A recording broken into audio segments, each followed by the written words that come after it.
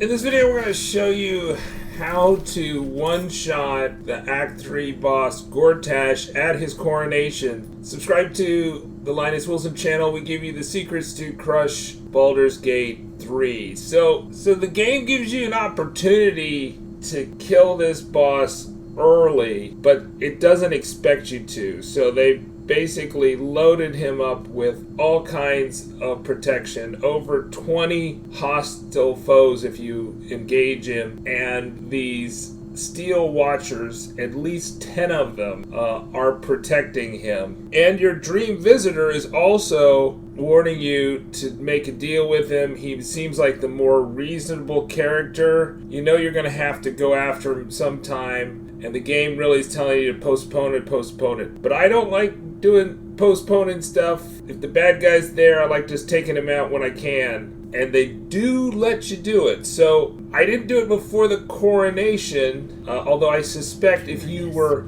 exiting his dialogues, you could kill him before the coronation.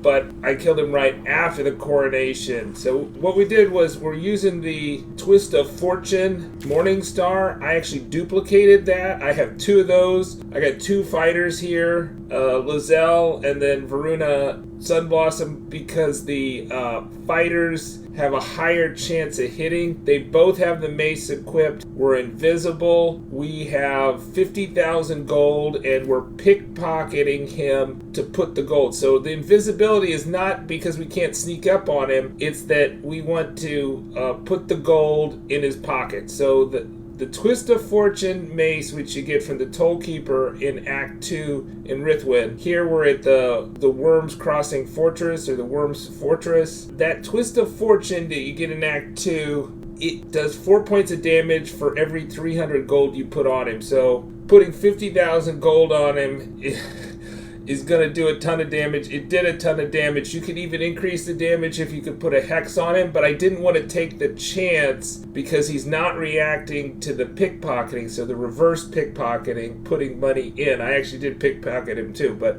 the reverse pickpocketing, putting money in his pocket, he hadn't react to, but if I hexed him, then all 20 or so foes would just like start doing their attacks, right? And I would lose the initiative. So all I knew was I would get the first attack off. So that's why we didn't put the hex on. We didn't even get to Varuna Sunblossom doing her hit because he was one-shotted, just a spattering of blood when Lizelle hit him the first time, which was like a 98% chance of hitting. Now, you could save scum this, but hopefully if you're using a well-equipped fighter, a high-level fighter, you won't need to most times, as long as he's got enough gold. But, remember that they sometimes have resistances to slashing, and the coins are slashing damage. Now, the other thing that I did was to send somebody back, because the combat is like really cumbersome. Even if you could win it, it would be so slow to win it, because if there are 20 foes, the turns take forever. So I sent somebody back. The mistake I made was I had a warding bond on Lizelle with Shadowheart. In the end, Lizelle escaped. Nobody else did. They all died. So we had Will carrying most of the coins, Lizelle carrying some of the coins. So they both did reverse pickpockets before attacking. And then Varuna was there to hit him again with the duplicated Twist of Fortune mace, which we duplicated at with the statue from the Mud Memphis sells you a statue for 5,000 in the circus. See my video. And you can duplicate most any weapon if you do that right. We found a trident that it didn't work for, but it worked for almost all of them, and it worked for the Twist of Fortune mace, but we didn't need that. And then after that, it was just escape. So like the Illithid, so if we didn't escape and they just killed us immediately, that would have been actually easier, and then we'd get resurrected by the person at camp. But you don't want to have a warding bond between the person at camp and somebody in the coronation chamber, because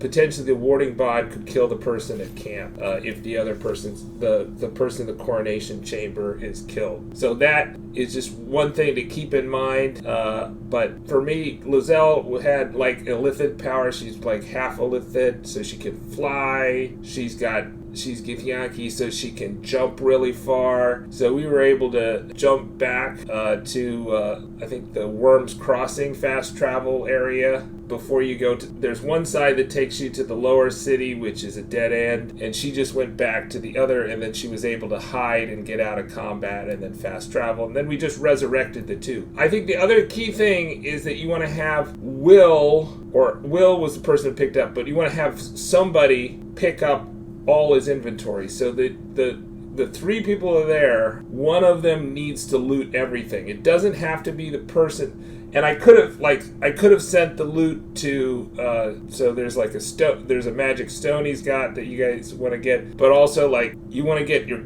coins back, right? That was the most important thing to me, is I wanted to get the coins back before they all died. And so as long as it's in somebody's inventory, then you can resurrect them with their full inventory. And so that was what we did. So when we're back at camp, we got all the 50,000 coins.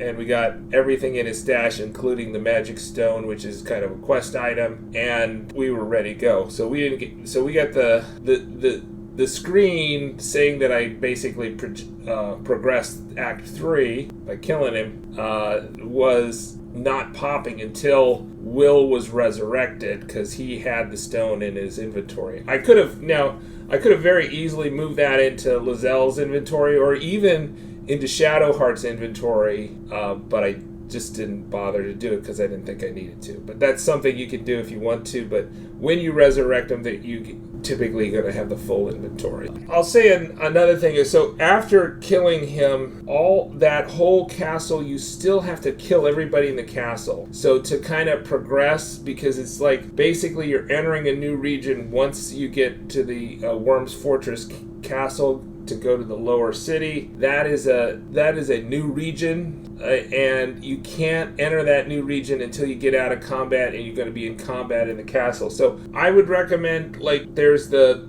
coronation room side on the right as you're entering it, coming from the start of the act. It's going to be on your right, and on the left is like there's going to be a prison down there, and then you can kill everybody on the left side and not aggro the right side. And that's what I recommend you do, that you like wipe out all the guards and all the machines on the right side and in the prison side, so that, you know, when the coronation chamber side is aggroed, and after you kill them they're going to be aggroed, you only have to deal with that side. And that was just like a tremendously long fight. All I can say is you want to extend it. I actually retired Will because he didn't have arcane lock. We used arcane lock to kind of close off the doors so we could limit the number of foes coming down. But the other thing is that the Steel Watchers are going to jump from the heights when you're on the bridge. So going to the bridge is a way of not getting surrounded, but remember that those Steel Watchers are also going to come down. So in a way it's good, because you can lure the Steel Watchers onto the bridge and you don't have to fight them in the throne room, which is kind of there's too much going on in the throne room. They've got bombs in the throne room which are really OP, so it's better if you can drag them out on the bridge or that lower level and not go up to the top level until the very end. So like my guys got killed when they went up to the top level because they got like 1 or 2 grenades on us, but otherwise we were able to drag it out. But it's so long, it's so cumbersome. I wish they didn't have so many faux NPCs in this part of the game. There's just too much for the way it works, the turn-based combat. It'd be nice if the foes like moved quicker and did their moves quicker. You know, we don't need to see the AI slowly grinding constantly through 24 characters to wait for our turn. Anyways, it all worked out, and you know, like I said, if you want an easier time, you probably want to go after Orin, who's the other baddie before, and make the deal with Gortash. But you can also cheese Gortash, and I haven't done it yet, but I've seen the Gortash boss fight, and he's got a lot of pretty difficult attacks. So if you're not going to cheese him and one-shot him, then it's a very difficult fight with him and also the 20 other foes that you have to deal with at the same time. All right, subscribe. Let me know your experiences in the comments.